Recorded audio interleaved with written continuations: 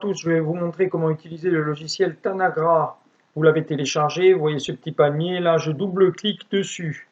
Alors une fois que ça apparaît, vous avez une petite barre d'outils Data Mining qui va nous permettre de suivre les différentes actions que nous allons faire. Une fenêtre, une grande fenêtre de résultats, et puis une fenêtre où nous allons chercher les différents outils. Data visualisation ou factorial analysis. On n'utilisera que cela, celui-là et celui-là.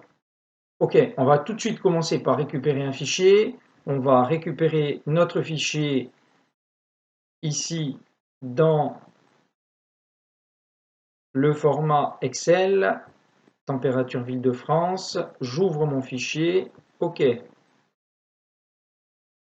Tout de suite, une ligne qui se crée. Je vais voir un petit peu data visualisation, view dataset. Je vais récupérer ça et je vais le poser directement dessus.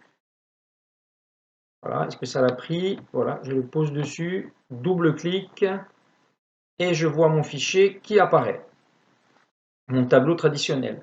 Tout de suite, je vais définir différents variables sous forme de statut. Ici, on a target, ça correspond aux villes, input, ça correspond aux variables ici actives, et illustrative, ça correspond aux variables supplémentaires. Notez en vert ce qui est ici de ce qui correspond à des variables qui sont qualitatives.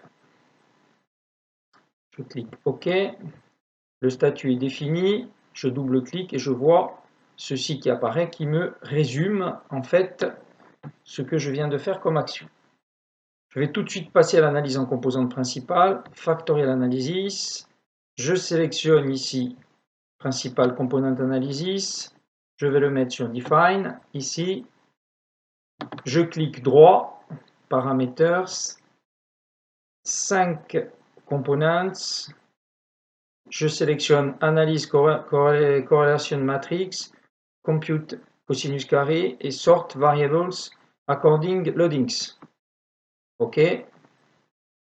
Ici, je double-clique, j'ai deux fenêtres, le report, où on va retrouver nos différents tableaux, et scriptplot, où on va trouver ici, ce qui est classique, les diagrammes en bâtonnet. Je passe à la suite, la présentation.